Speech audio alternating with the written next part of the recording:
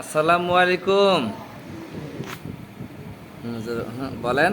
আসসালামু আলাইকুম। ওয়ালাইকুম আসসালাম ওয়া রাহমাতুল্লাহ। হ্যাঁ, কেমন আছেন দুলা ভাই? আলহামদুলিল্লাহ ভালো আছি। আচ্ছা, দুলা ভাই, আপনি আমার কাছে কত মাস আগে আসছিলেন চিকিৎসার জন্য? কি কি রোগ ছিল একটু বলবেন? কত মাস আগে আছে পুরোপুরি সঠিকভাবে বলতে পারেন না আপনার নাম কি হামিদ সোয়াল? হ্যাঁ মিথ্যে। ঠিক আছে, আপনি প্রথমে আসছিলেন আমার কাছে ডায়াবেটিসের সমস্যা নিয়ে। এরই মূল সমস্যা আমার। জি, আপনার খাতাটা আমার এখানে নাইকা, তবুও যাই হোক আমি খাতা বের করব। তো ডায়াবেটিসে আপনার পায়ের নিচে ঘা ছিল, হ্যাঁ? হ্যাঁ পায়ের নিচে প্রচণ্ড ঘা ছিল। আপনি আগে ডায়াবেটিসের চিকিৎসা করাইছিলেন বারডেনে, ঢাকা বারডেনে। তারপর আপনি আমার কাছে আসলেন, আপনার পায়ের নিচে ঘা ছিল, ডায়াবেটিসের সমস্যা ছিল, আরও বিভিন্ন সমস্যা ছিল, সেগুলো লেখা আছে, তাই না? হ্যাঁ যাক, এখন সেই খাতা আমি খুঁজে পাচ্ছি না। যাক, এখন আপনার কাছে শুধু এটুকু জানতে চাই যে আপনি এত সমস্যা নিয়ে আসছিলেন, এখন আপনি আগে তো 100% অসুস্থতা নিয়ে আসছিলেন, এখন আপনি কত পার্সেন্ট সুস্থ আল্লাহর দিকে তাকে একটু বলেন। আমার বডির পুরো বডির মধ্যে কোনো সমস্যা নেই, কোনো সমস্যা নেই, 16 নাই আল্লাহর রহমতে। ভালো? ভালো। 16 না ভালো? 16 নাই ভালো। না না, আপনার তো অনেক চুলকানি বের হয়েছে দুলা ভাই, সেগুলো চুলকানি বাইরে গেছে, এগুলি এখন আর নাই। নাই? আলহামদুলিল্লাহ, ঠিক আছে। ওই হাঁটু পায়ের দুই পায়ে আছে একটু। হ্যাঁ, একটু আছে।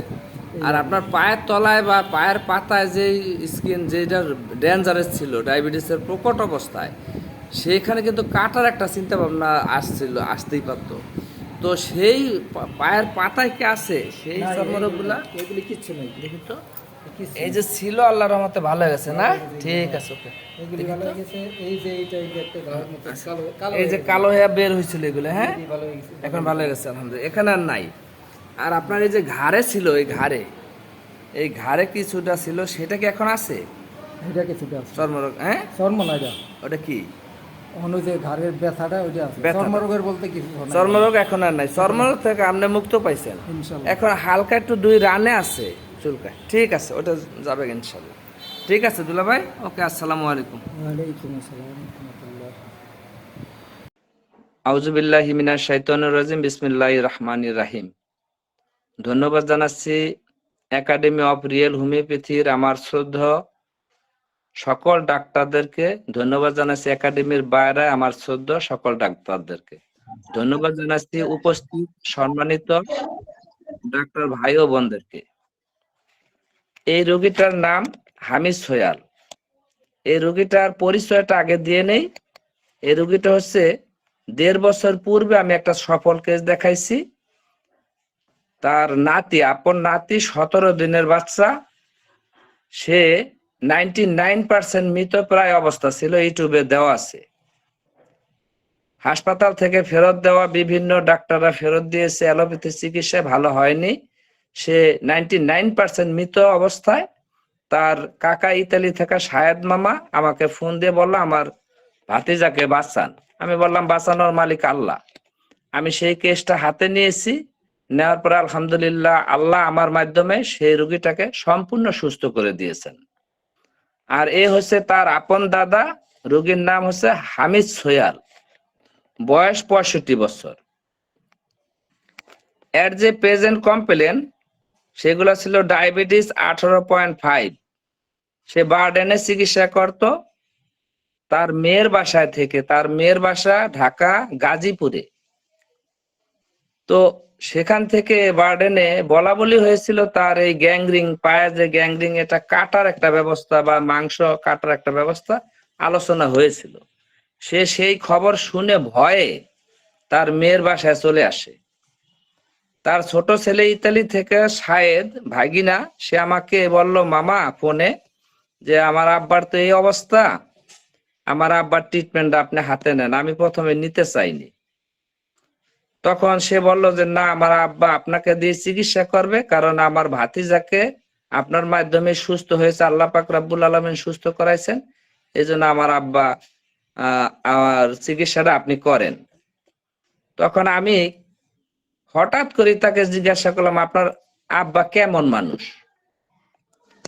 তখন সে আমাকে বলল যে আপনি তো RSCS এসে পচা সারা চিকিৎসা করেন না, তাই আমি একটু আইডিয়া দেই। আমার আব্বা হয়েছে এমন একটা মানুষ যে সে চাকদ, তার গ্রাম, চাকদ গ্রামে অ্যালোপ্যাথি এক ডাক্তারকে দেখাইছে 10,000 টাকা কন্ট্যাক্ট করে।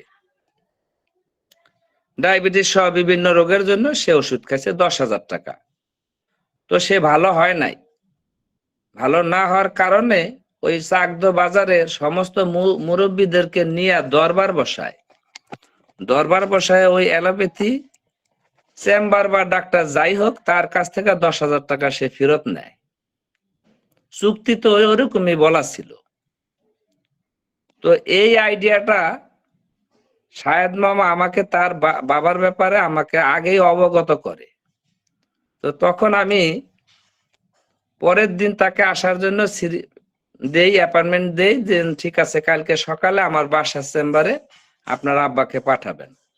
কিন্তু আমি রাত ভরে টেনশনে ছিলাম। এমন একটা মানুষ, কি করব না করব, যদি টাকা ফেরত নেয় এমন কিছু এইরকম চুক্তিবদ্ধ, নিশ্চয়ই তো ডিস্ট্রাকটিভ, নিশ্চয়ই সে ওয়াদাবদ্ধ হতে হবে। যাই হোক আমি কম টাকার ওষুধ দেবো, আমি যা পারি তাই করব। সে আমার চেম্বারে আসলো, বাসার চেম্বারে আসার পর আমি তার ডায়াবেটিস পরীক্ষা করে দেখি 18.5। আর তার পায়ে যে সমস্যাগুলো দেখলেন, এই সমস্যাগুলো কালো দাগ পুরা, এইগুলা একদম চর্মরোগ, যেটাকে গ্যাংগ্রিং এ যে পরিণত হয়ে গেছে, পায়ের তলা থেকে গ্যাংগ্রিং এ পরিণত হয়ে গেছে। এই অবস্থা ভয়ঙ্কর খারাপ অবস্থা। তার ডায়াবেটিস 18.5। তার 2 নম্বর কমপ্লেন হচ্ছে গিরায় গিরায় ব্যথা, জয়েন্ট পেইন, রাত্রে বেশি। 3 নম্বর সমস্যা হচ্ছে পায়ের তালু জ্বালা পোড়া করে। 4 নম্বর সমস্যা হচ্ছে পায়ের পাতা থেকে হাঁটু পর্যন্ত সোরাইসিস, গ্যাংগ্রিং, সারা শরীরে চর্মরোগ, কিন্তু শরীরের চর্মরোগ গুলো আবার শুকনা চর্মরোগ, সেটা দেখা যায় না। প্রচন্ড চুলকায়। সে বলছিল যে না, আমার এত চুলকায় সন্ধ্যার পরে, বিশেষ করে আমি টিকতে পারি না। এই 5 নাম্বার কমপ্লেন হচ্ছে ডান শোল্ডারসে প্রচন্ড ব্যথা। গিরায় গিরায় তো ব্যথা আছে, ডান শোল্ডারসে তার প্রচন্ড ব্যথা ছিল। এই হচ্ছে তার সমস্যা। কিন্তু আমি চিকিৎসা শুরুতেই যখন অবজারভেশন করে দেখলাম যে না, ছোট্টবেলায় চর্মরোগ ছিল, সেটা অ্যালোপ্যাথি মেডিসিন এবং মলম দ্বারা সাবরেস্ট করা হয়েছে। আমি চিকিৎসা শুরুতে তার সাথে একটু কথা ভাঙ্গা নিছি যে ভাই, তখন আমি তাকে ভাই বলতাম, ভাই আপনার যে সমস্যা, আমি যদি চিকিৎসা দেই, এই রিয়েল হোমিওপ্যাথি বা হোমিওপ্যাথিতে কিন্তু চর্মরোগ গুলা বেরিয়ে আসে। আপনার শরীরে হয়তো চর্মরোগ বেরিয়ে আসতে পারে, তখন কিন্তু আপনি আমাকে কিছু বলতে পারবেন না। তখন সে বলছে যে এত চুলকায় আমার, শুকনা সারা শরীর, আর নিচে তো পায়ের তলা থেকে তো আছেই, সেটা একদম ওপেনিং, কিন্তু সারা শরীরে চুলকানিতে সে বলতেছে আমার এগুলো বের করেন, বের করলেই ভালো হবে। আমি বললাম বের করলে তো প্রথম গালি আপনি আমাকে দিবেন যদি বের হয়ে আসে। সে বলছে না, আমি গালি দেবো না। আমি তো ভাবতেছি ওই যে 10,000 টাকা ফেরত নিয়েছে অ্যালোপ্যাথি চিকিৎসা করিয়া, দরবার বসাইয়া, আমার ভিতরে ওইটাও কাজ করছে। তখন তার সাথে আমি এই কথা ফায়সালা করে ওরে নিলাম। চিকিৎসার পূর্বে তার ছেলে তো আমাকে ফোন দিয়ে জানাইছে অ্যালোপ্যাথি চিকিৎসায় কাজ না হওয়ার কারণে দরবার করে 10,000 টাকা ফেরত নিচ্ছে। আমি সরাসরি চলে গেলাম তার গো ব্যাকে। জন্মকালীন মায়ের ডায়াবেটিস ছিল, জন্মকালীন কিছুটা গর্ভকালীন মায়ের ডায়াবেটিস ছিল, সরি গো ব্যাক, গর্ভকালীন মায়ের ডায়াবেটিস ছিল। জন্মকালীন কিছুটা সময় কান্না করেননি তিনি। মাঝে মাঝে ছোট্টবেলায় রোগ হলে হাসপাতালে ভর্তি হতে হতো। ছোট্টবেলায় চর্মরোগ ছিল, চিকিৎসা অ্যালোপ্যাথি, সেই চর্মরোগ সাবরেস্ট করা হয়েছে অ্যালোপ্যাথি মলম দ্বারা এবং বিভিন্ন অ্যান্টিবায়োটিক যা আছে তা দ্বারা সাবরেস্ট করা হয়েছে। মায়ের যে তথ্য সেটা খুঁজে পেয়েছি যে তার জন্মের পূর্বে মাকে বিড়ালে কামড় দিয়েছিল 3 বার। মায়ের ডায়াবেটিস ছিল, বাবা স্ট্রোক করে মারা যান। হামিদ সোহেল, এই রোগীর বাবা স্ট্রোক করে মারা যান। দাদা দাদি নানা নানি এগুলা তথ্য আমি নিতে পারি নাই, তার জানা ছিল না। তার টেম্পারামেন্ট অফ 5 অবজারভেশন প্রত্যেকটাই নেগেটিভ। 1 নাম্বার, ঘুম কম, সারা রাত্রে কোনো ঘুম হতো না, খুব সামান্য ছিল, অল্পতেই ঘুম ভেঙে যেত। 2 নাম্বার, খাওয়ার রুচি নেই। 3 নাম্বার, পায়খানা কষা, অনেক সময় লাগতো। 4 নাম্বার, মন মেজাজ খিটখিটে সব সময়, মাঝে মধ্যে বাসায় ভাঙচুর করত তার স্ত্রীর সাথে রাগ হয়ে। 5 নাম্বার, ভাবনা চিন্তা দুশ্চিন্তা, মাথা গরম হয়ে যায়। ভাবনা চিন্তায় ছিল প্রচুর দুশ্চিন্তা, ডিপ্রেশন, মাথা গরম হয়ে যায়। 1 বছর আগে, প্রায় 1 বছর আগের কেস, সেই সময় যে হিসাব করে আমি চিকিৎসা করেছি সেটাই আমি বলবো। আমি ঔষধ পিআরএস কে কনসিডার করে হাইড্রোফোবিনাম সিএম একটা ডোজ দিছি। একটা ডোজ খাইয়ে দিয়ে আমি তাকে 10 মিনিট বসায় রাখছি। এর পাশাপাশি আমি জার্মানি ওষুধ MM1, MM2, MM3 সকালে, দুপুরে, রাত্রে গরম পানির সাথে খেতে দিয়েছি। আমি বলছি যে ভাইজান আপনি 1 সপ্তাহ পরে আসবেন। শুধু একটা ডোজ খাইয়ে দিছি, আর কিচ্ছু না। 10 মিনিট অবজারভেশনে দেখছি পজিটিভ, কোনো ধরনের নেগেটিভ কিছু পাইনি। তো আমি রিপিট কোনো ওষুধও দেইনি, শুধু জার্মানি ওষুধ দিয়ে বিদায় করছি। 1 সপ্তাহ পরে আসার পরে তার স্কিনে অনেক চর্মরোগ বেরিয়ে আসছে, এই ভিডিওতে পরিষ্কার বলা হয়েছে। কিন্তু আমি চর্মরোগ দেখে যখন সে উঠে দেখাইলো, পায়েরটা দেখাইলো, এই শরীরটা দেখাইলো, দেখানোর পরে আমার প্রথম অনেক ভয় লাগছিল, এইবার বোধহয় আমার মায়ের খেতে হইব। টাকাও কম নিচ্ছি, ফেরত দেওয়ার মতো এবিলিটি রাখছি। কিন্তু সে বলল যে চর্মরোগ আমার বেরিয়েছে, আপনার কথা কাজের মিল আছে, কিন্তু আমার ভিতর এখন শান্তি ফিরেছে। চর্মরোগ বের হলে কি শান্তি ফিরে? চুলকানি তো হয়। হ্যাঁ, চুলকাই, এখন ওই রকম কষ্টকর চুলকানি না, কিন্তু চুলকাইতে গেলে বাধা লাগে। অল্প চুলকানি হয়, গরম পানি দিয়ে ধুইলে খুব ভালো লাগে। আমি তাকে গরম পানি দিয়ে ধৌত করতে বলছি। সেই সময় এই হিসাবটা আসে নাই যে দেশি নারিকেল তেল এবং কি কাঁচা হলুদের রস বাহ্যিক প্রয়োগের হিসাবটা ছিল না। তো আমি তাকে বলছি গরম পানি দিয়ে ধৌত করতে, যদি চর্মরোগ বের হয়, শুকনো ন্যাকড়া দিয়ে মুছে দিত। সে বলছে গরম পানি দিয়ে ধুইলে আমার অনেক ভালো লাগে। ভালো লাগার পরে আমি সকালে, দুপুরে, রাত্রে গরম পানি দিয়ে ধুইয়া শুকনো ন্যাকড়া দিয়ে মুছে নেই, কিন্তু আমার ভিতরে যে অশান্তি, এই অশান্তিটা আমার দূর হয়েছে।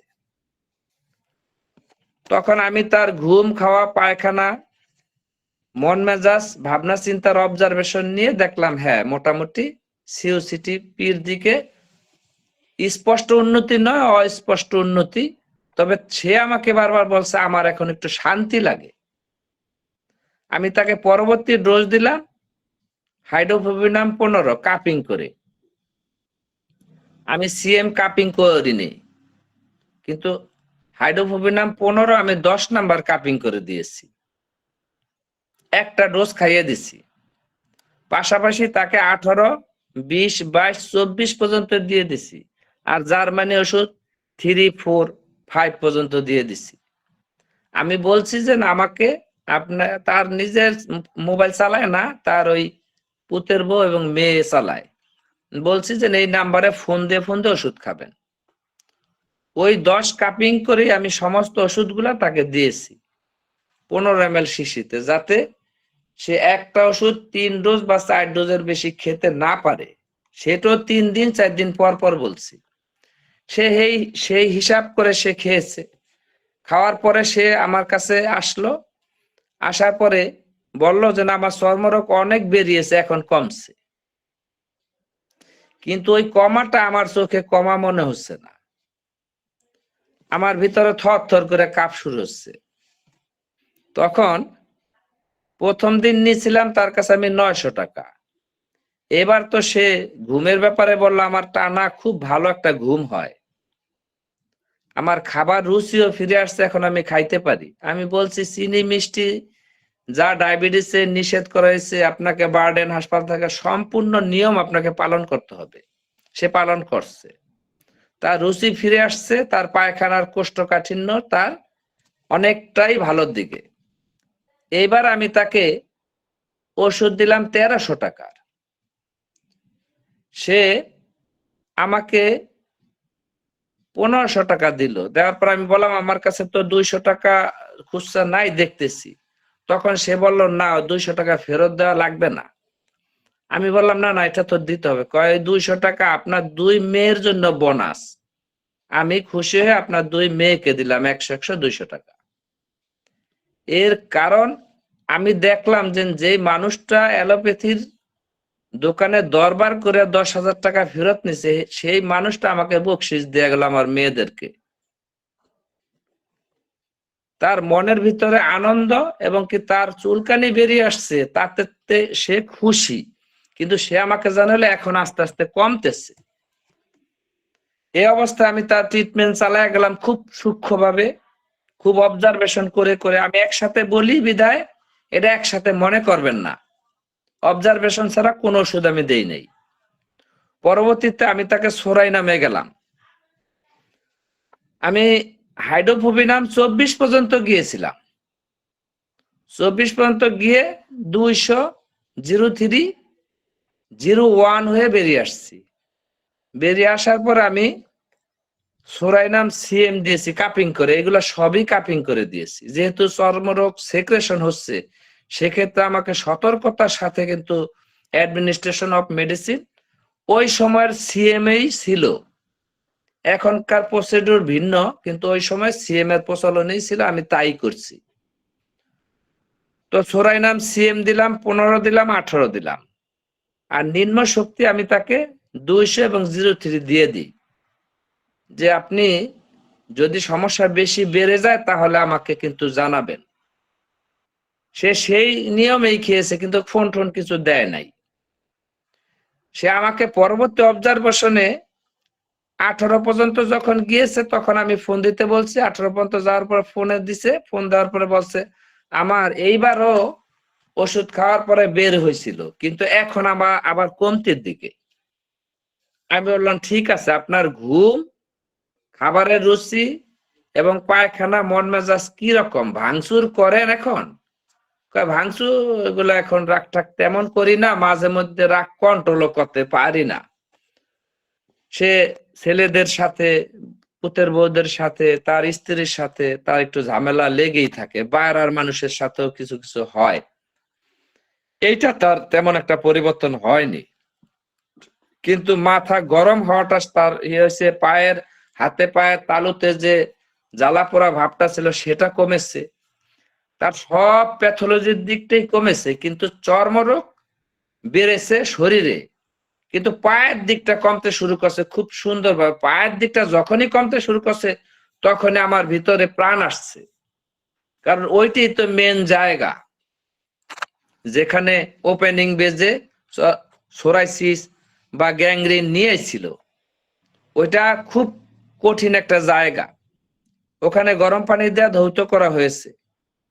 এবার সে আমার কাছে আসার পরে আমি দেখলাম অনেকটাই কমের দিকে, অনেকটাই। এবার আমার চোখে পড়লো যে কমের দিকে, কিন্তু এর আগের বার আমার চোখে পড়েনি কমের দিকে, কিন্তু সে বলছে যে না আমার আগের চাইতে কমছে। এবার আমি তাকে 24 পর্যন্ত দিলাম, 18-র পরে 20 দিলাম, 20-এর পরে 22, 24 সোরাইনাম, 10 নাম্বার কাপিং করে দিয়েছি। মাত্র 3 ডোজ যাতে খেতে পারে এরকম পরিমাণে 15 ml শিশিতে আমি দিচ্ছি, এর বাইরে যাতে সে যেতেই না পারে। ওটা আবার বলছি পানির সাথে, আধা কাপ পানির সাথে মিলে খাইতে। তো খেতে খেতে 24 পর্যন্ত যখন গেল তখন অনেকটাই কিউর, তার সবকিছুই ভালোর দিকে। আমি একটা ডোজ 200-03-01 হয়ে বেরিয়ে আসলাম। বললাম আপনি পরবর্তীতে আসবেন। সে আমার কাছে অনেকবার আসছে, এই বছরে অনেকবার আসছে, প্রতি মাসে একবার করে আসছে। তো পরবর্তীতে আমি তার সেকেন্ড সাইকেল নিলাম। সেকেন্ড সাইকেলে যেটা পেলাম বেসিক মেডিসিন, সেটা হচ্ছে negative to positive with self centre. Negative to positive with self centre. Positive হচ্ছে রিয়েল হোমিওপ্যাথি খাওয়ার পরে, কারণ সে তো চর্মরোগ ওপেনিং যখন অবস্থা আসছিল তখন আমাকে সে একটা বারের জন্য কিছু বলে নাই। প্রতিবার সে 200 টাকা করে আমার মেয়েদের জন্য বোনাস করে যাইত। কেন দিত? আমি তো চাই নাই। আমি বলতাম না না না, আপনার ওই ওষুধের দাম দিলে হবে। সে বলে আপনি কোনো কথা বলবেন না, আমি দিতেছি আমার পক্ষ থেকে। প্রতিবার 200 টাকা 2 মেয়েকে। তো আমার ওয়াইফও তাকে নাস্তা পানি খাওয়া দিত। তো যাই হোক, এভাবে সে আরোগ্যের একটা ভালো পর্যায়ে চলে আসলো। আমি তার বেসিক ক্যারেক্টারটা সম্পূর্ণভাবে আধা ঘন্টা পর্যন্ত গল্প করে সিস্টেম করে আমি তার বেসিক ক্যারেক্টারটা নিলাম। তার বেসিক মেডিসিন সেকেন্ড সাইকেলে আসলো সিফিলিনাম। সিফিলিনাম শুরু করি আমি 03 দেয়া সকালবেলা। এইটাও 10 নাম্বার কাপিং। 03, 06, 09 এই 3টা ওষুধ দিচ্ছি, পাশাপাশি জার্মানি ওষুধ। জার্মানি ওষুধ দেওয়ার পর আমি বললাম আপনি 1 মাস পরে আবার আসবেন। 1 মাস পরে আবার অবজারভেশন করলাম। সিফিলিনাম 12, 15, 18, 20 এই পর্যন্ত আমি দিয়ে দিলাম। তার পরবর্তী শেষের দিকে তার চর্মরোগ অনেকটা এখন ক্লিয়ার, তার বিহেভিয়ার অনেকটাই চেঞ্জ। সে এখন শান্তশিষ্ট, মাথা গরম হয় না, তার ঘুম, খাওয়া, পায়খানা, ভাবনা চিন্তা, মন মেজাজ সবকিছু পজিটিভ। সিউসিটিপি change of consciousness towards positive, সব দিক থেকেই। লাস্ট যে আসলো, তাকে লাস্টে আসার আগে আমি মাঝে মাঝে কিছু ওষুধ দিয়েছি, এখানে লেখা আছে ড্রোসরা 06 একটা ডোজ খাইয়ে দিছি। কখনো বলতো যে না আমার বিকালের দিকে এই সমস্যাগুলো একটু দেখা দেয়, রাত্রে 3টায় দেখা দেয়। আমি তারপরে তাকে খাইয়ে দিয়েছি থুজা 06। একটা সময় সে আমাকে বলছে পায়খানা একটু কষা, আমি তাকে টিউবারকুলিনাম বুভিনাম 06 একটা ডোজ দিচ্ছি। পাশাপাশি একটা সময় তাকে আমি ব্যাসিলিনাম, এগুলো এই ওষুধে চলার পাশাপাশি মাঝে মাঝে আমি দিছি। কত তারিখে দিছি আমার মেন খাতায় আছে। তো ব্যাসিলিনাম 06 একটা ডোজ দিছি। সর্বশেষ যে মেন রাস্তা বা মেন যে ওষুধ, সেটা কিন্তু সিভিলিনাম চলতি আছে। সর্বশেষ তাকে আমি সিভিলিনাম 22, 24, 28, 30, 32, 34, 36, 38, 40 দিয়ে বিদায় করি। বিদায় করার পরে এই যে এই ভিডিও, পরবর্তী সাক্ষাতে এই ভিডিও নিচ্ছি তার। সে নিজে হজ করে আসছে। সে বলছে আমি 16 আনাই সুস্থ। আমি বলছি না, আপনি 16 আনা সুস্থ নাই, আপনার তো কুচকির সিপা একটু আছে, চুলকানি। সে বলে হ্যাঁ হালকা আছে। আর পায়ের যে অবস্থা এখন পুরাপুরি সুস্থ, আপনারা নিশ্চয়ই দেখছেন যে ভয়ঙ্কর অবস্থা ছিল সেগুলো সবকিছু আল্লাহ আলহামদুলিল্লাহ ভালো। সে রোগী নিজেকে 16 আনা সুস্থ বোধ মনে করছে এবং কি তার ভিতরে ফ্রিডম ফিরে এসেছে, রিজন গিফটেড মাইন্ড তৈরি হয়েছে।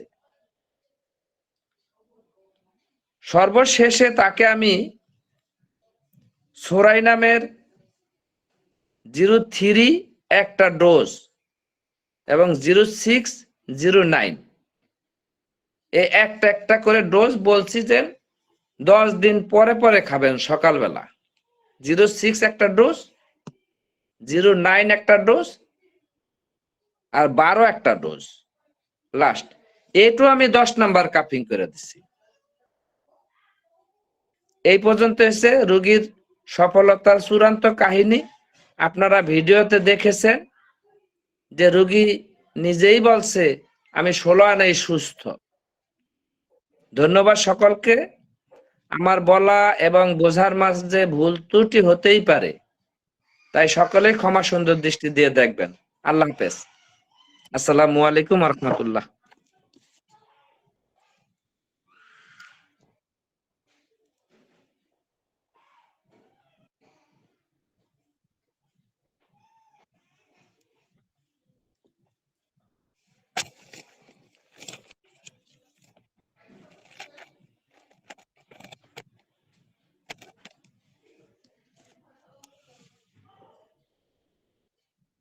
অসংখ্য অসংখ্য ধন্যবাদ।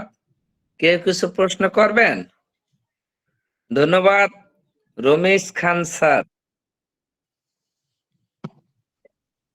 আসসালামু আলাইকুম স্যার। ওয়ালাইকুম প্রশ্ন সালাম রহমতুল্লাহ। প্রশ্ন স্যার দিব স্যার? বলছেন? বলেন জি স্যার, অবশ্যই। স্যার, এই যে সব মেডিসিনের মাঝখানে বলছিলেন যে জার্মানি ওষুধ দিচ্ছেন, তো এই জি, জার্মানিটা কি? জার্মানি হচ্ছে স্যার ফাইটাম। আচ্ছা আচ্ছা, থ্যাংক ইউ স্যার। জার্মানি ওষুধটা হচ্ছে ফাইটাম। রোগীর তো হাইপোথ্যালামাসকে পজিটিভ রাখতে হবে যে রোগী ওষুধ খাচ্ছে। কখনো তো ওষুধ ছাড়াও বিদায় করছি, একটা ডোজ খাইয়ে দিছি, তখন জার্মানি ওষুধ তো 3টা দিতে হবে বা 2টা দিতে হবে, দিয়েছি। রোগী সকাল বিকাল যখন খাচ্ছে, ও ভালো কথা। এর ডায়াবেটিসের যে অবস্থা সেটা হচ্ছে 18.5 ছিল, তার পরবর্তী অবজারভেশনে তার 12.2, তার পরবর্তী অবজারভেশনে তার 10.3, তার পরবর্তী অবজারভেশনে তার 9.4, তার লাস্ট অবজারভেশনে 7.3। এখানে সে বাসায় মেপে 6.5 পাইছিল, কিন্তু তার কিছু খানা দানার ব্যতিক্রম হয়েছে। তার ওয়াইফ তাকে ওই পায়েস খাওয়াইছে, গাজীপুর থেকে যখন আসছে না, পায়েস খাওয়াইছে, মিষ্টি খাওয়াইছে। এগুলা কেন খাওয়াইছে? যে ডায়াবেটিস কমে গেছে, তখন সে কিন্তু এই ধরনের কিছু খাইছে, তখন লাস্ট তার 7.3 কিন্তু ডায়াবেটিস। এখন তার নিয়ন্ত্রণে আছে, 7-এর নিচে আছে ইনশাল্লাহ।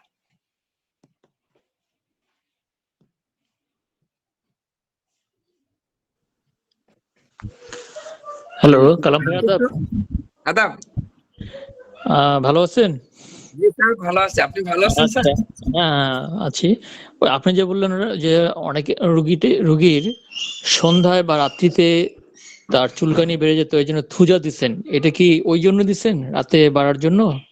আসলে কি, অনেক সময় সে আমাকে জানাইছে যে না, এখন আমার ঘুম সবই ঠিক আছে, কিন্তু 3টার দিকে আমার ঘুম ভেঙে যায়, একটু অস্বস্তি বোধ লাগে, আমার একটু সমস্যা হয়। তখন আমি দেখলাম যে একটা ডোজ থুজা খাইয়ে দিতে হয়।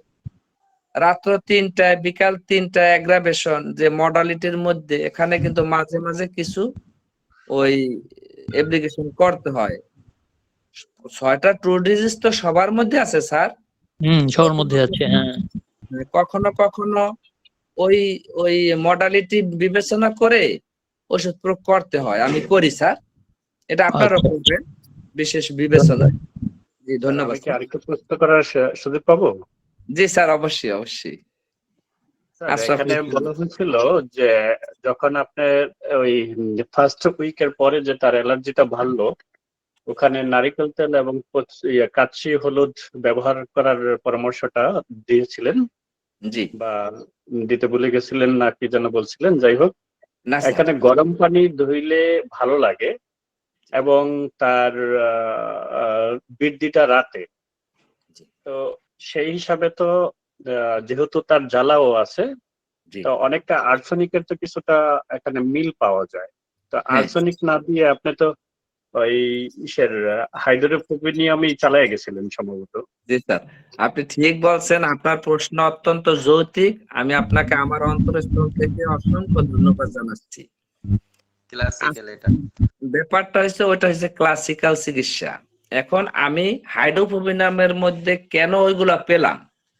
হাইড্রোফোবিনামের মধ্যে 6টা ট্রু ডিজিজের সবকিছু আছে, কিন্তু এর প্রিডিসপোজিশন প্রিডিসপোজিশন হাইড্রোফোবিনাম পিআরএস কে কনসিডার করে স্যার। প্রিডিসপোজিশনে কি পেলাম? তার গর্ভকালীন মায়ের ডায়াবেটিস, জন্মকালীন কিছুটা, গর্ভকালীন সময়ে কিন্তু মায়ের অনেক অসুবিধার সম্মুখীন হয়েছে, সে পুরাটা বলতে পারে নাই, আমি শুধু এইটুকু নোট করছি। জন্মকালীন কিছুটা সময় কান্না করেননি, অস্বাভাবিক। জন্মকালীন যে কোনো মানুষের যদি অস্বাভাবিক কোনো ঘটনা থাকে, তাহলে মোর দেন ইম্পর্টেন্ট হচ্ছে পিআরএস, অর্থাৎ হাইড্রোফোবিনামকে আপনি কনসিডার করতেই পারেন। এরপরে আরেকটু বিবেচনা কি, পিছনে যান, যেটাকে fundamental cause, family history. Family হিস্টোরিতে মা বিড়ালের আঁচড় খেয়েছে 3বার তার জন্মের আগে, তার মানে র্যাবিস ভাইরাস নিয়ে এই মানুষটা পৃথিবীতে আসছে। তাহলে র্যাবিস ভাইরাস যেহেতু নিয়ে আসছে, তাহলে র্যাবিস ভাইরাস পিআরএস, আর পিআরএস এর মেডিসিন হচ্ছে হাইড্রোফোবিনাম। হাইড্রোফোবিনামের মধ্যে সিভিলিস, সাইকোসিস, টিউবারকুলার ডায়াথেসিস, সোরা সব মায়াজমেই আছে, তবে তার ওভার অ্যাক্টিভ ছিল পিআরএস। এই জন্য আমি হাইড্রোফোবিনামকে কনসিডার করছি। এখানেই সব মায়াজমের সমন্বিত একটা ব্যাপার থাকে স্যার। তো একটা ওষুধই সবকিছু কাভার করে। আর যেটা আর্সেনিক আল্প, সেটার ব্যাপারে গত শনিবার আমি ব্যাখ্যা দিয়েছিলাম। এটা হয় এইটা স্যার, ক্লাসিক্যাল ট্রিটমেন্ট করতে গেলে ওই ক্যান্ট রেপার্টরি আমার কাছে আছে, যে বইটা আমি একটু সামনে নিয়ে দেখাই, ক্যান্ট রেপার্টরি ইংরেজিতে যেটা, এই যে স্যার অবশ্যই দেখছেন ক্যান্ট রেপার্টরি। এই মোবাইল একটা সফটওয়্যার আছে, এই সফটওয়্যারে রোগীর রুব্রিক গুলা সফটওয়্যারে দিলে রোগীর কজেশন, সেন্সেশন, মডালিটি, বিভিন্ন ধরনের সমস্যাগুলা ওই কম্পিউটারে দিলে 6টা ওষুধ আছে স্যার। আর 6টা ওষুধের মধ্যে ফার্স্ট গ্রেড পায় আর্সেনিক আল্প অনেক ক্ষেত্রে। তো আমি এই রোগীর গো ব্যাক জানলাম না, কিন্তু আমি মেডিসিন পেলাম প্যাথোলজির উপর। সেই চিকিৎসাটা হলো স্যার কি চিকিৎসা? রেজাল্ট অফ ডিজিজের চিকিৎসা। আমি ট্রু ডিজিজের চিকিৎসা করলাম না। ডাক্তার ক্যান্ট স্যার তো বলেই গেছেন ইউ মাস্ট গো ব্যাক। তাহলে আমি গো ব্যাক থেকে তো কোনো তথ্য নিলাম না, আমি প্রেজেন্ট কমপ্লেনের উপর তাকে মেডিসিন দিলাম, এই সমস্যা তাতে আর্সেনিক আল্প আসছে, তাতে রোগী ভালো থাকবে। দানের মন্ত্রে যেটুকু পাওয়া যায় তাহাতে সংসার চলে, কিন্তু 15 আনাই বাকি থাকিয়া যায়, মানে এতে সংসার চলবে। Okay fine, apparently healthy, not permanently healthy. এই রোগীর ভিতর থেকে আমার মেয়েদের জন্য বকশিস আসতো না, রিজন গিফটেড মাইন্ড তৈরি হতো না, আর্সেনিক আলবে রোগী আপাতত সুস্থ থাকতো। ব্যাপারটা clear sir? Thank you sir, খুব সুন্দর ক্লিয়ার। এবং আরেকটি মজার বিষয় হলো, যেখানে হাইড্রোফোবিনাম দিয়ে আর ফার্স্ট ইগুলা কাটলো, তারপরে আপনি দিলেন সরিনাম, যেখানে উচ্চ পাওয়ার থেকে নিচে আসলেন সিএম, তারপরে কি এটা 18M200, তারপরে 03 তো আসলেন। এই ক্ষেত্রে রোগীর কমছে লক্ষণগুলা, হাত পা জ্বালা পোড়া, মাথা গরম, যেগুলো গ্যাংগ্রিনটাও কমে আসতেছিল। তারপরেও সুরিনামের আরো পাওয়ার, যেমন 18, 20, 24-এ চলে আসলেন, তখনও দেখলেন যে বেটার, যেহেতু রেজাল্ট ভালো আসছে, রোগীও ভালো দিতেছে এবং আপনিও ভালো দেখতেছেন। তো এরপরে সেকেন্ড সাইকেলে আসার যে সিফিলিনামটা নেগেটিভ পজিটিভ যে বিষয়টা আছে সেলফ সেন্টার, এখানে আইসা সিফিলিনামটা আবার কেন প্রয়োগ করা হলো? থ্যাংক ইউ, অসংখ্য সুন্দর প্রশ্ন। তবে স্যার আমি আরেকটু ব্যাখ্যা দেই। আমি সোরাই নামে কেন গেলাম এই কথাটা জিজ্ঞাসা করা উচিত ছিল। দেখুন তার গো ব্যাকে কি পাওয়া গেছে, আর্লি লাইফে কি পাওয়া গেছে। দেখেন তার ছোট্টবেলায় চর্মরোগ হয়েছিল, হ্যাঁ, তাকে আনজাস্টিফাইড মেডিকেশন করা হয়েছে। সেটা কি দিয়ে? অ্যালোপ্যাথি, মলম, যাই যাই ওষুধ যা আছে অ্যালোপ্যাথি সাবরেস্ট করা হয়েছে। তো সাবরেস্ট যখন করা হয়েছে তখন আমার মাথায় চিন্তা হয়েছে যে সোরাইনাম তার ভিতরে পড়তেই হবে, কারণ ওই সাবরেস্ট গুলা বের করতেই হবে। আর সোরা ছাড়া তো কোনো রোগ হয় না, সোরা সব রোগের সাথে ইনভলভ। এই জন্যই তো বলা হয় যে সকল রোগের জননী হচ্ছে সোরা, ঠিক না? কিন্তু ওই টার্গেটে আমি কিন্তু সোরাইনামকে মোটামুটি উচ্চ শক্তি 24 পর্যন্ত গিয়েছি স্যার। আর সেটা কাভার করছে, তার ভিতরের যে সাফারিং অবস্থা ছিল সেটা কিন্তু সেক্রেশন হয়েছে। এখন আপনার পরবর্তী প্রশ্ন হয়েছে স্যার যে আমি সেকেন্ড সাইকেল সিভিলিনাম করলাম কেন? রাইট, আমরা রিয়েল হোমিওপ্যাথি ওই রোগের চিকিৎসা করি না, আর ওই সিমটমের চিকিৎসা করি না, রুব্রিকেরও চিকিৎসা করি না, করি মানুষটার চিকিৎসা। আমি এক লাইনে 6টা ট্রু ডিজিজ বলবো। আপনার এলাকায় একটা লোক, আপনার পাশের এলাকায় একটা লোক মারা গেছে, তখন দেখলেন সকল মানুষ কান্না করতেছে, মানুষটার বয়স 70 বছর।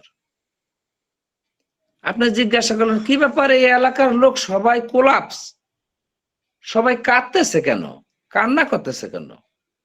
একজন আপনাকে বলল আমাদের এলাকার লোক মারা গেছে। আপনার কি হয়? আমার কিছু হয় না, আমার প্রতিবেশী। তো আপনি কাঁদতেছেন কেন?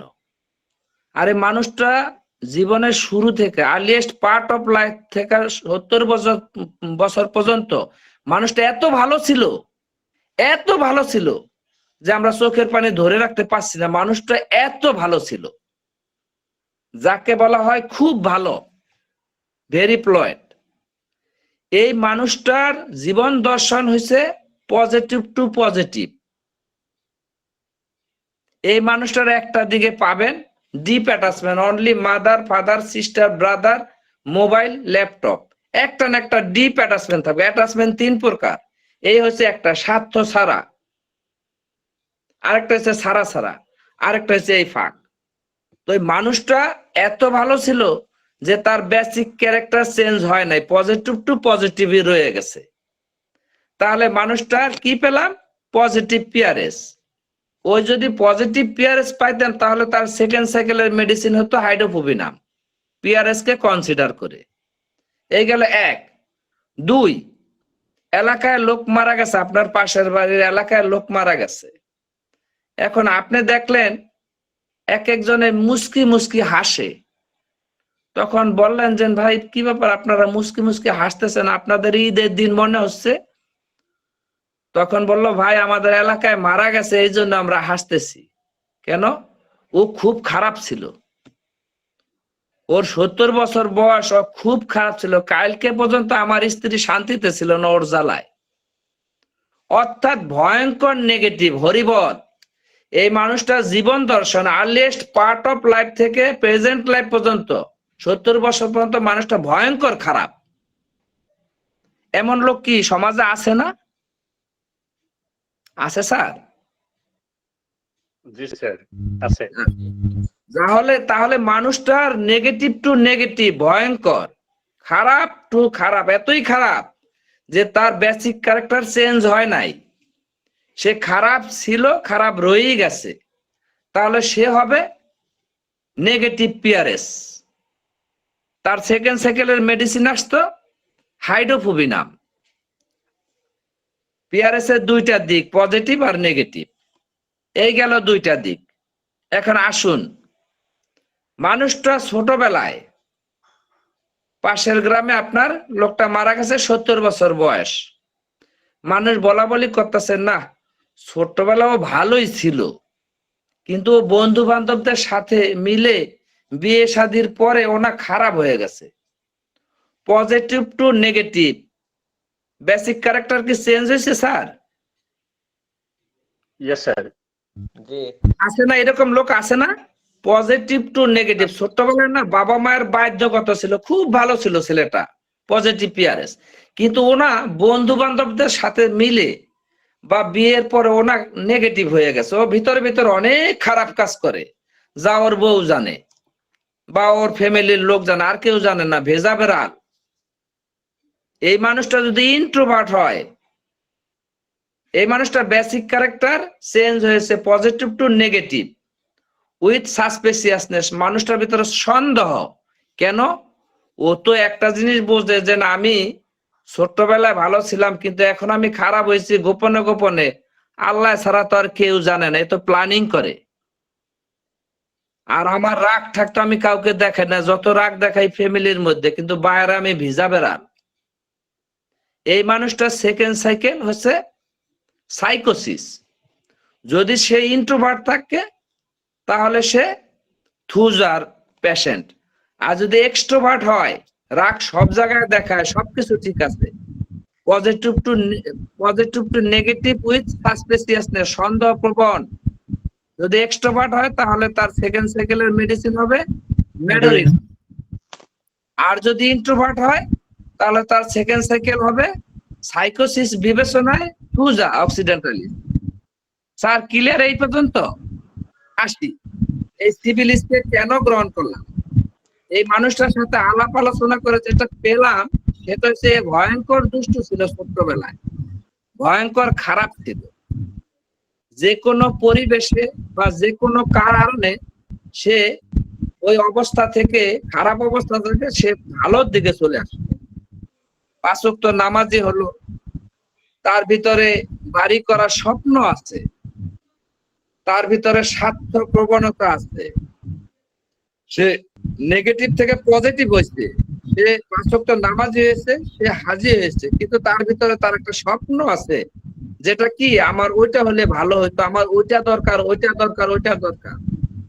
নেগেটিভ টু পজিটিভ, মানুষটার বেসিক ক্যারেক্টার চেঞ্জ হয়েছে। আর্লি লাইফে সে ছিল নেগেটিভ, প্রেজেন্ট লাইফে সে পজিটিভ হয়ে গেছে। ভিতরে ভিতরে রয়ে গেল তার সেলফ সেন্টার।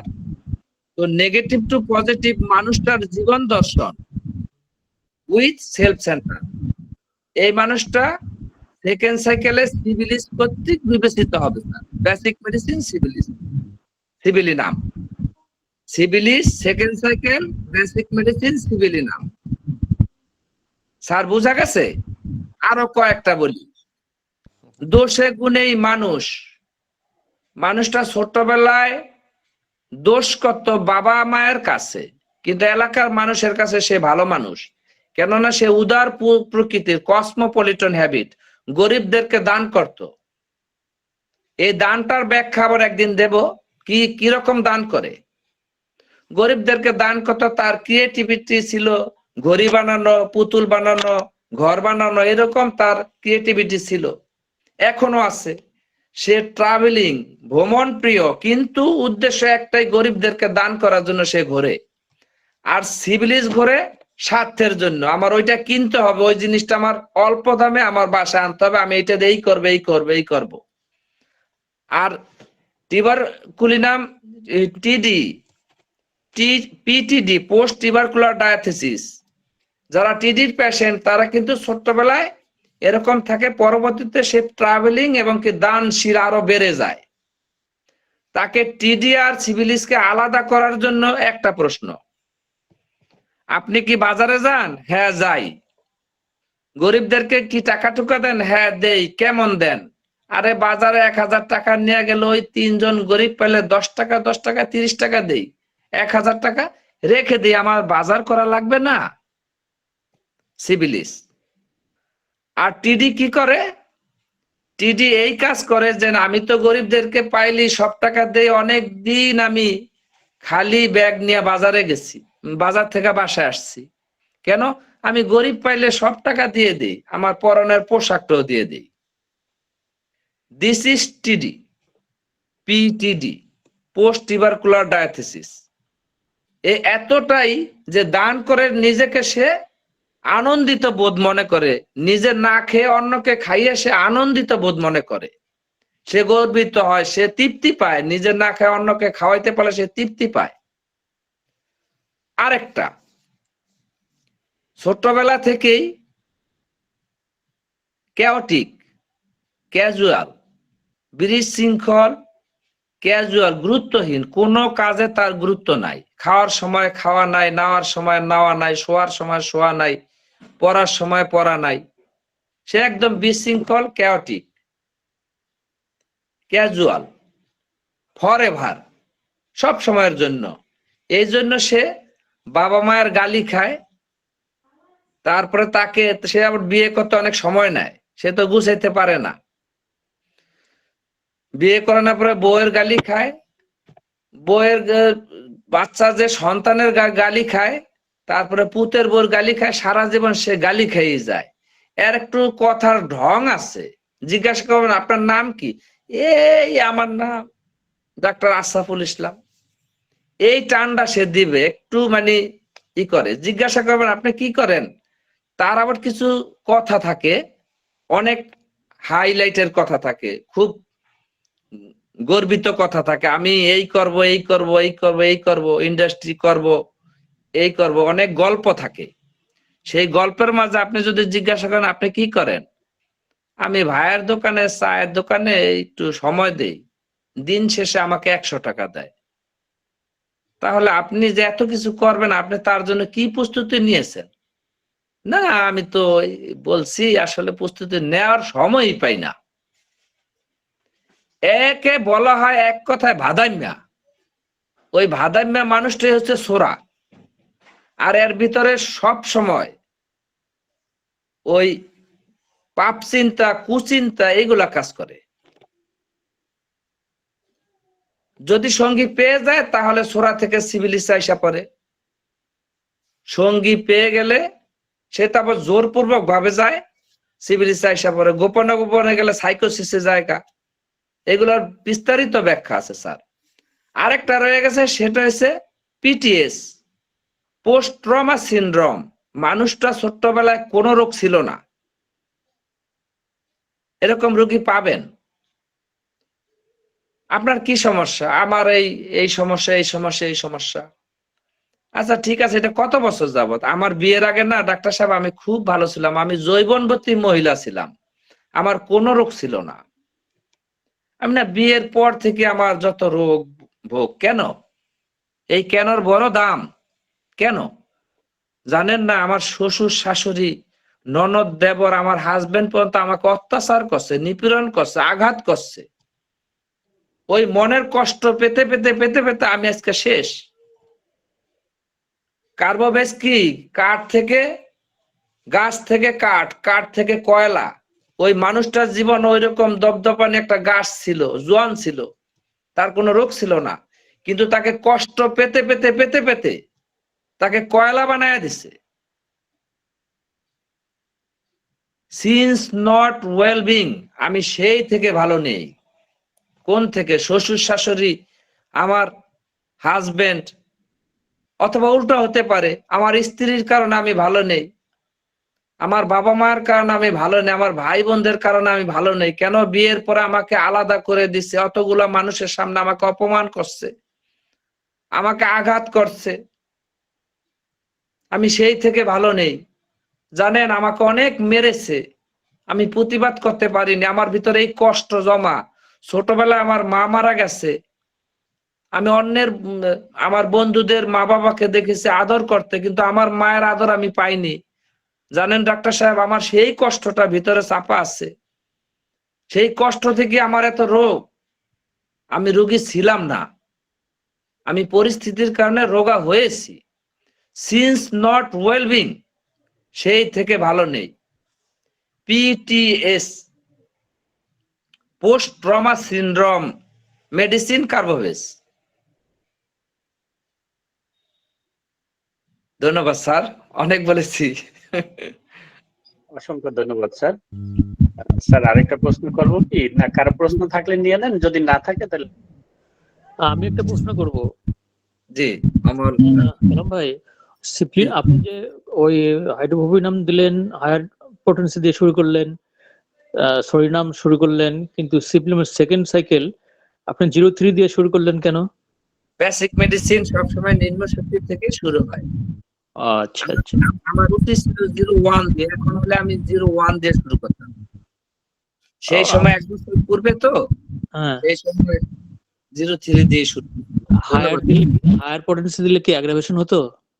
আপনার বেসিক মেডিসিন যেটা, হ্যাঁ, এটা অবশ্যই গোড়া থেকে শুরু হওয়া উচিত। কেননা আপনি যেই কাজটা করবেন এর হ্যাঁ। বেসিক মেডিসিন, সেটা যদি গেপ দিয়া জাম্পিং করে করেন তাহলে পিছনের কাজটা রয়ে যায়। একটা কথা আমি বলি, আপনি আপনার মেন গেটে বা বাসায় ঢুকবেন, এখন আপনি পরিষ্কার বা ফ্রেশ করতে চান বাসাটাকে, একদম ফ্রেশ ক্লিন করতে চান। এখন আপনি যদি মেন দরজায় ময়লা রেখে তারপরে ঘরে পরিষ্কার করেন তাহলে পুরোপুরি কাজ হলো না। এই জন্য বেসিক মেডিসিন শুরুটা করতে হয় নিম্ন পোটেন্সি থেকে। এইটাই নিয়ম স্যার। আচ্ছা আচ্ছা, ধন্যবাদ। অসংখ্য ধন্যবাদ স্যার।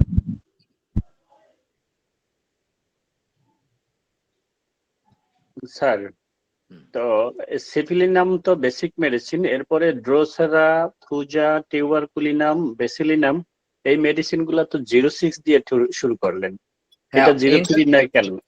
জি স্যার, ইন্টারমিডিয়েট সাফারিং অর্থাৎ অবস্টাকল দূর করার জন্য 06 হচ্ছে more than important potency sir.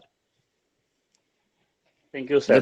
Sir আরেকটা বিষয় যে বেসিলিনাম সিফিলিনাম যেখানে প্রয়োগ করলেন ওই সময় তো বেসিলিনামটা তার লক্ষণে আসার কথা ছিল যতদূর ইতে তার যেহেতু শুকনো অ্যালার্জিটা ছিল। আবার স্যার আপনি রোগে চলে গেলেন, রোগের হিসাবটা এখানে না, মানে ডিজিজের ব্যাপারটাকে মাথায় নিয়ে আমরা রিয়েল হোমিওপ্যাথি কাজ করি না, বিষয়টা হচ্ছে মানুষটাকে নিয়ে করি স্যার। এখানে প্রসিডিউর যেটা সেটা হচ্ছে কি স্তর, একটা স্তর পরবর্তী স্তর পরবর্তী স্তর। আমি প্রথম স্তর পেলাম গোব্যাক থেকে পিআরএস এর পরে ক্যাটালাইজ হিসাবে আমি ওই ছোট্টবেলা ক্যাটালাইজ তো একটা আছেই, তারপরে ছোট্টবেলায় যে চর্মরোগকে সাফারিং করা হয়েছে বিভিন্ন মেডিকেশনের মাধ্যমে সেটাকে আমার বের করতে হবে। সেই সাফারিং অবস্থা থাকলে আমাকে সোরাইনাম করতে হবে, আমি সোরাইনাম করেছি। পরবর্তীতে সামনে দাঁড়ালো শুধু একটা জিনিস, প্যাথোলজি কমপ্লিটলি ভালো, তার ফিলোসফি প্রকাশ পেল সম্পূর্ণভাবে।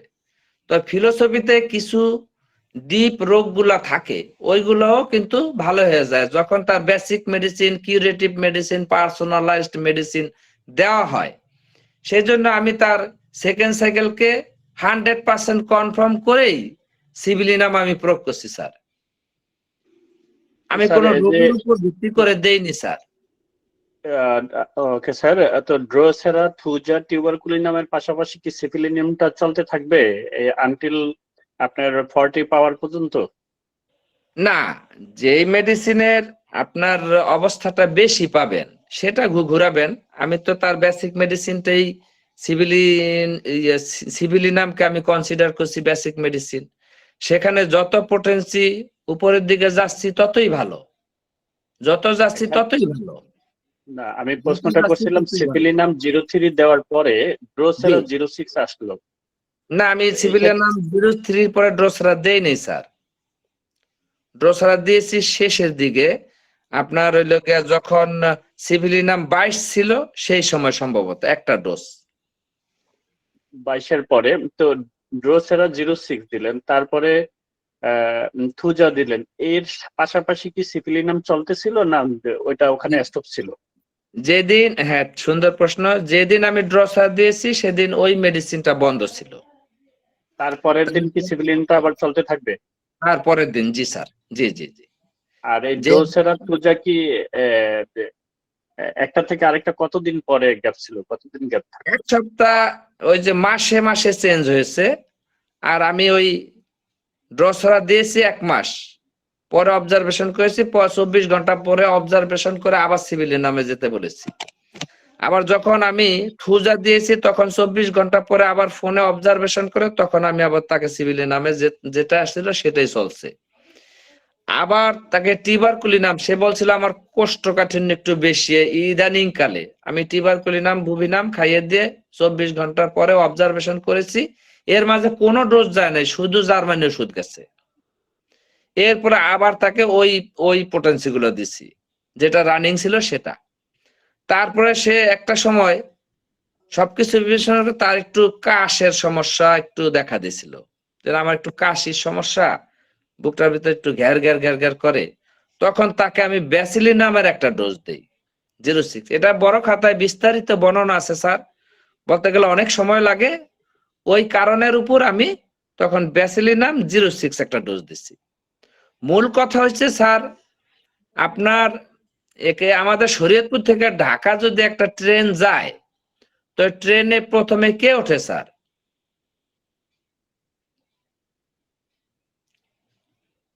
ঢাকাতে একটা ট্রেন যাবে কালকে সকাল 7টায়।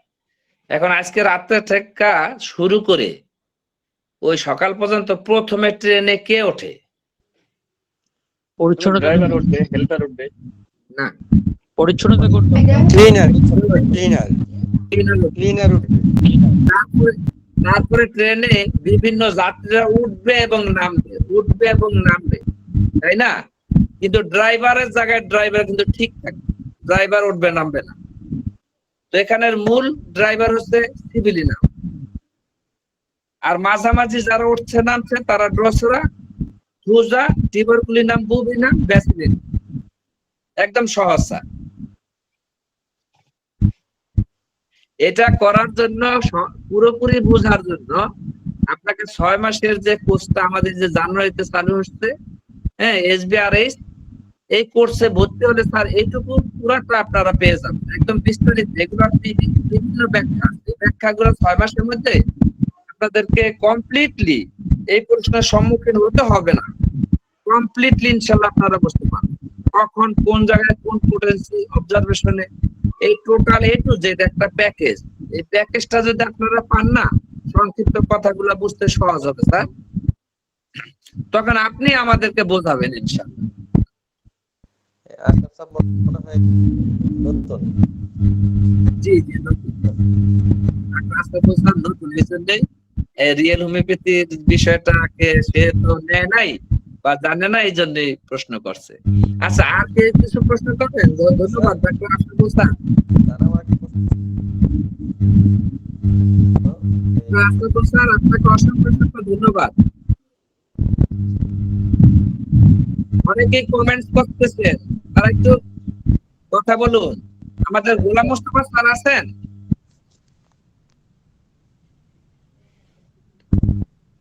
স্যার গোলাম, আমার একটা প্রশ্ন আছে। ডাক্তার গোলাম মোস্তফা স্যার, আমি অধ্যাপক ডাক্তার সাইফুল স্যারকে স্মরণ করছি। অধ্যাপক ডাক্তার সাইফুল স্যার।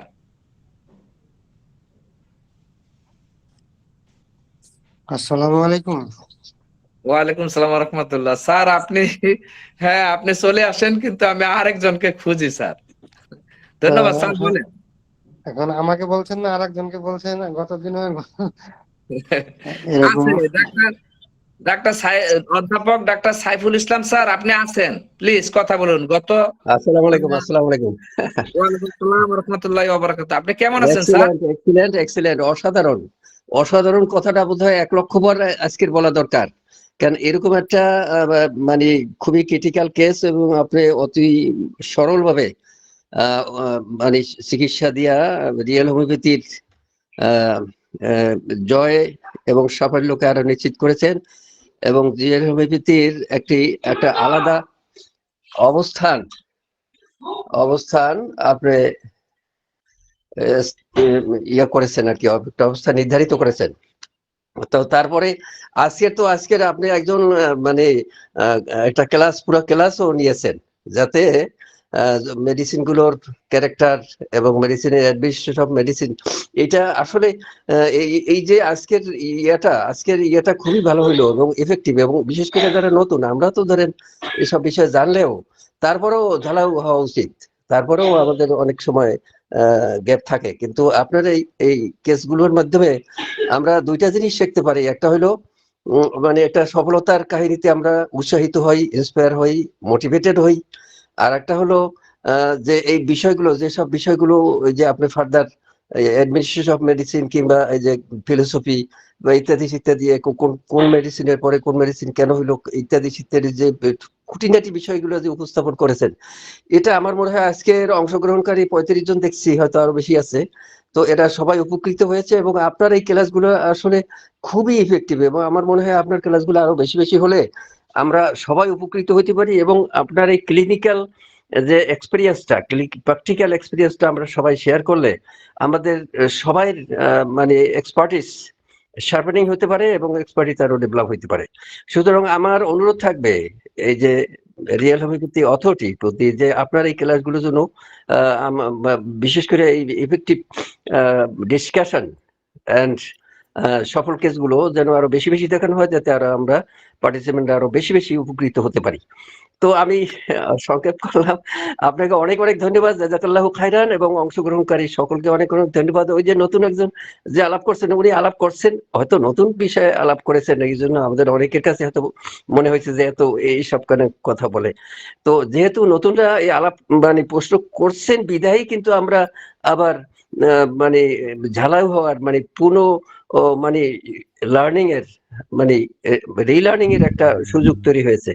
সুতরাং তাদেরকেও ধন্যবাদ, নতুনদের ধন্যবাদ, আর পুরানরা যারা আছেন তারা তো এসব বিষয়গুলো জানেন। তারপরেও আমরা বোধহয় মাঝে মাঝে এইভাবে মানে আলোচনা হলে, পর্যালোচনা হলে আমরা বোধহয় আমরা আরো বেশি এনরিচ হতে পারি। তো সকলকে অনেক ধন্যবাদ, জাজাকাল্লাহ। কালাম দেওয়ানকে ধন্যবাদ, এবং রিয়েল হোমিওপ্যাথির অথরিটিকে আমি আবেদন থাকলো যে কালাম দেওয়ানের এই সফল কেসগুলো এবং তাকে যেন এই ডিসকাশনের সুযোগটা আরো বেশি করে দেওয়া হয়, যাতে আমরা সবাই উপকৃত হতে পারি। তো ভালো থাকেন সবাই, আসসালামু আলাইকুম। ওয়ালাইকুম আসসালাম ওয়া রাহমাতুল্লাহ। স্যার, আপনি আমার জন্য দোয়া করবেন স্যার। আপনি মোর দেন সিনিয়র পারসন, আপনি অনেক অভিজ্ঞ। আপনি এবং আমার অভিজ্ঞ যারা আছেন এখানে সিনিয়র, সবার কাছে আমি দোয়া চাচ্ছি স্যার। আর স্যার, আপনার এই মনোমুগ্ধকর কণ্ঠটা শুনে আমার হৃদয়ে তৃপ্তি আসলো স্যার। গত সপ্তাহে আপনাকে আমি ডেকেছিলাম, কিন্তু আরেকজন সাইফুল স্যার কথা বলেছেন, আজকেও কথা বলতে চাইছিলেন। যাক, তাকেও ধন্যবাদ স্যার। আপনার কথা না শুনলে ভাল লাগে না। আমি কিছু কিছু লোকদেরকে ডাকবো যারা আমাকে ভালোবাসেন, আমিও তাদেরকে ভালোবাসি। আর একটা বিষয় হচ্ছে এই যে খটকা জিনিসটা ভালো না। আমি জানি এমন কোনো কথা না, আমি জানি না, আমি কিচ্ছু জানি না। কিন্তু আপনারা যদি আমাকে সহযোগিতা না করেন তাহলে কিন্তু আমি পিছনে চলে যাব। আর আপনারা যদি সহযোগিতা করেন তাহলে আপনারও ভালো থাকবেন, আমিও ভালো থাকবো। আর আমার মূল উদ্দেশ্য একটাই, আমি ভিডিও করি না এখন, কিন্তু আমি ভিডিওগুলো করি এই জন্য যে আপনারা দেখেন। আপনারা আমার সাথে অনেক বোঝেন, কিন্তু দেখেন, দেখে আপনাদের মাধ্যমে হাজার হাজার শত শত রোগী ভালো হোক। অন্ততপক্ষে এই বাংলাদেশের প্রত্যেকটা জনগণের কানে পৌঁছে দেন যে হ্যাঁ, হোমিওপ্যাথি বা রিয়েল হোমিওপ্যাথিতে কাজ হয়। আমাদের পরিচয় দিতে গেলে স্যার অনেক সময় অনেকের কাছ থেকে এরকম কথা শুনতে, ও হোমিওপ্যাথি, এই কথাটা আমার ভালো লাগে না। এই জন্য আমি আপনাদেরকে সাথে নিয়ে, পাশে নিয়ে পথ চলতে চাই। আপনারা যদি 10 জন রোগীর ট্রিটমেন্ট সফল দেখাইতে পারেন, তাহলে সেখানে হয়তো আমার পাশের গ্রামের 2 জন থাকতে পারে। সে ক্যান্সার ভালো হয়ে গেছে অধ্যাপক ডাক্তার সাইফুল ইসলাম স্যারের হাতে, সে হয়তো আমার পাশের এলাকার লোক। সে একদিন আমাকে চায়ের দোকানে গল্পে বলবে, এই আপনি কি রিয়েল হোমিওপ্যাথি করেন না? হোমিওপ্যাথি করেন? হ্যাঁ, ডাক্তার সাইফুল ইসলাম, অধ্যাপক ডাক্তার সাইফুল ইসলাম স্যারকে চিনেন? হ্যাঁ চিনি। কোথায়? হ্যাঁ, আমি ছবিটা বাইর করে দেখাই, এইটা? হ্যাঁ, এই তো আমাদের রোগ ভালো করছে। আমার ফ্যামিলির প্রত্যেকটা পার্সন এর চিকিৎসায় সুস্থ। তাহলে স্যার, সুনামটা কোথায় হলো? আপনি চিকিৎসা করছেন, সুনাম হয়েছে আমার পাশের এলাকায়, আমার এলাকায়। আমি এরকম কিছু চাই যে সবার যে মনের একটা অবস্থা, এটা একসাথে থাকুক। আপনারা এক একজনে আপনাদের জায়গা থেকে এই হোমিওপ্যাথি, রিয়েল হোমিওপ্যাথিকে ডেভেলপ করুন, সফল কেস দেখান। আমি অনুরোধ করে বলছি, সফল কেস দেখান। আমাদের ডাক্তার নিতাই মজুমদার স্যারের হাতে সফল কেস আছে, দেখায় না। আমাদের ডাক্তার মাজহারুল ইসলাম স্যারের কাছে সফল কেস আছে, দেখায় না। আমাদের ডাক্তার নাজমুল ইসলাম স্যারের কাছে সফল কেস আছে, দেখায় না। আমাদের ডাক্তার আরাফাতুজ্জামান স্যারের কাছে সফল কেস আছে, দেখায় না। কেন? আমি আপনাদের সফল কেস চাই। আমি নিজেকে আনন্দিত বোধ, গর্বিত বোধ মনে করবো যে হ্যাঁ, রিয়েল হোমিওপ্যাথিতে আমি একা না, আপনারা সবাই পারেন। আমাদের ডাক্তার অধ্যাপক সাইফুল ইসলাম স্যারের কাছে সফল কেস আছে, আমাদের ডাক্তার গোলাম মোস্তফা স্যারের কাছে সফল কেস আছে। আমি সব জায়গার খুঁটিনাটি খবর জানি। আপনারা কেন সফল কেস দেখান না? দেখাবেন। আমার একা দেখাইতে দেখাইতে লজ্জা লাগে, জানেন। মনে হয় কি আমি বোধহয় কি হচ্ছে না হচ্ছে একটা কনফিউজ মাইন্ডের মধ্যে আছি।